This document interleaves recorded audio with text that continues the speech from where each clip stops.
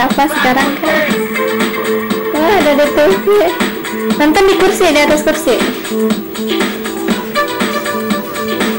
Duduk, ayo. Duduk, nyender.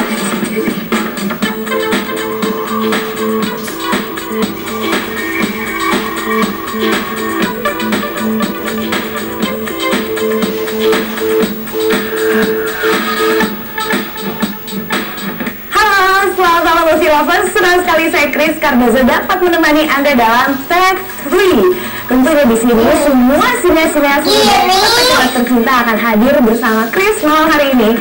Tidak cuma kita akan bongkar apa aja sih yang bakal diceritain sama sineas-sineas kita, tapi kita juga akan langsung melihat hasil karya dari mereka. Oke, jangan kemana-mana, Chris Cardozo balik lagi cuma untuk Movie Lovers. Ya, Movie Lovers, seperti janji Chris barusan kalau Chris akan bersama sineas muda kali ini. Dan salah satu sineas muda yang berbakat ini adalah Bapak Irfan. Selamat malam Bapak. Dia datang bersama putri kecil tercinta. Ini namanya siapa sayang? Kafa. Apa kabar Kafa? Baik, iya. Dan kalau misalnya kita ngomong-ngomong masalah sineas muda, tadi Chris sudah sempat singgung sineas muda kita yang bisa sangat-sangat kita banggakan adalah datang dari Kota Kembang sendiri. Kumaha damang Pak? Alhamdulillah. Tadi udah apa kabar? Kumaha damang berarti benar-benar Bapak mau largi Sunda ya Pak? Oke. Dan kalau misalnya Movie Lovers memang benar-benar cinta sama yang namanya Factory, tentunya udah tahu dong. Untuk Bapak Irfan sendiri karena sebelum-sebelumnya sudah memproduksi beberapa film ya. 2 film sebelumnya. 2 film, iya. Baik, untuk kali ini datang ke studio dengan akan memperkenalkan satu film. Ini dia, judulnya Cepat Pulang Kucingku Sayang. Ya. Ini benar-benar produksi sendiri. Ya betul, produksi sendiri. Produksi sendiri. Kalau kita ngobrol masalah film ini ya, Movie Lovers ya, judulnya Cepat Pulang Kucingku Sayang. Ini agak lucu. Ini lucunya karena ada disinggung-singgung masalah kucing. Ini bisa kucing yang diangkat untuk sebagai title dari film yang Bapak bikin. Ini gimana nih ceritanya Pak? Ini sebetulnya semi dokumenter, jadi sebagian adegan di film ini memang dokumentasi dari dokumen keluarga gitu. Jadi Kafa ini punya kucing, namanya siapa Kafa kucingnya? Peron. Namanya Peron. Dia sayang banget sama kucing itu. Kucing itu punya anak 3. Anak siapa namanya? Peron. Punya anak siapa? Dora, Lisa, dan Jimmy. Dora, Lisa, dan Jimmy ya. Oke. Iya. Tapi karena kita sebagai orang tua khawatir ya, kan ada mitos bahwa anak perempuan itu jangan terlalu dekat sama kucing.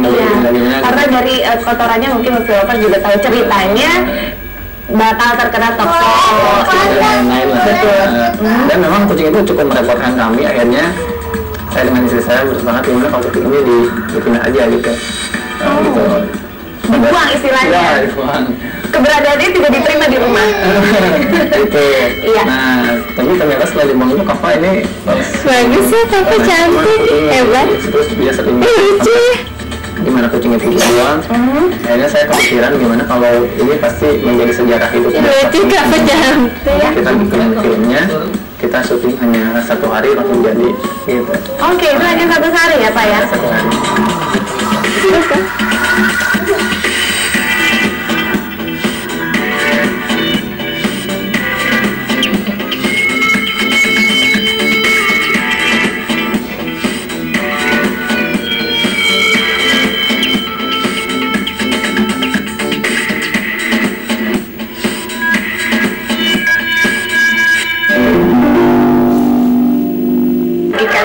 Rasa sih bunganya, ya bunganya. Pokoknya pas mau bayar itu nggak ada duit. Ada ceritanya naratif, jadi Kafa ngomong gini bercerita gitu. Gimana ceritanya Pak?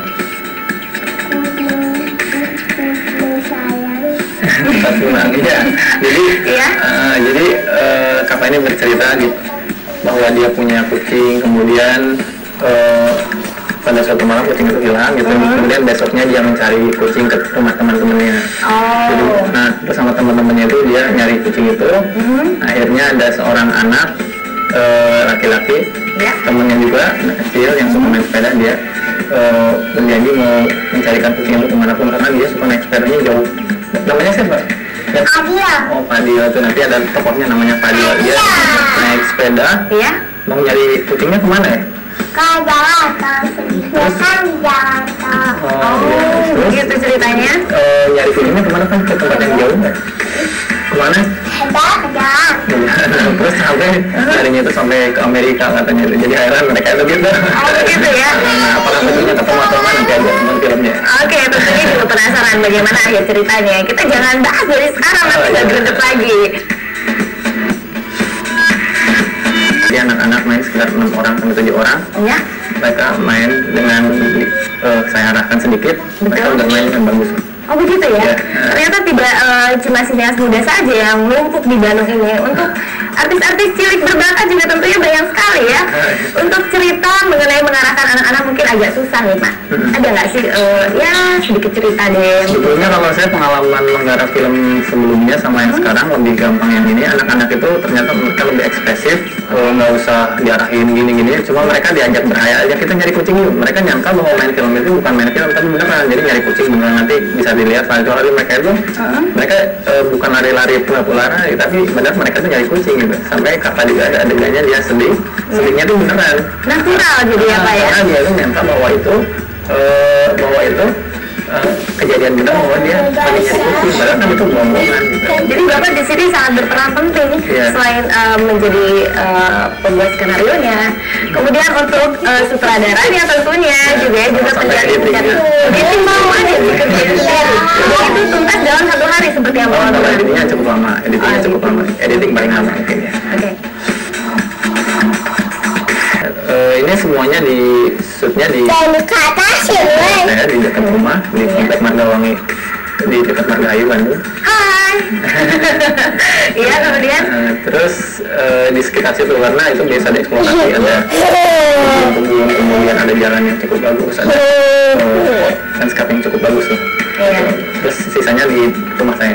Sisanya di rumah Bapak. Iya. Benar-benar Bapak ternyata sineas muda yang bisa sangat memanfaatkan semua kondisi yang ada. Ya, mulai dari putri yang tercinta, talent yang Bapak punya, kemudian lingkungan di mana tempat Bapak tinggal. Waduh, senang sekali Bapak. Nanti dia punya kenangan yang bagus, kemudian punya sesuatu yang bisa dikenang dengan baik dan didokumentasikan dengan baik. Di dalam Cepat Pulang Kucingku Sayang ini kan dimix dengan sedikit komik nih Pak. Iya. Iya. Bagaimana itu bisa tertuang gitu seperti itu? Karena saya bahkan mentiadakan peran orang tua, jadi saya dan istri saya yang berperan di cerita itu tidak ditampilkan gitu, tapi diganti dengan komik-komik gitu, dan ini mengaburkan proses pembuangan kucing itu. Karena kalau saya membuat itu saya dengan istri saya yang membuang kucing itu, nanti kapan jadi benci sama orang tuanya, oh ternyata ibu bapak saya yang buang gitu. Nah saya ganti dengan komik dengan agak-agak simbolik gitu, jadi kakak juga nggak ngerasa bahwa kucing itu dibuang gitu. Oke.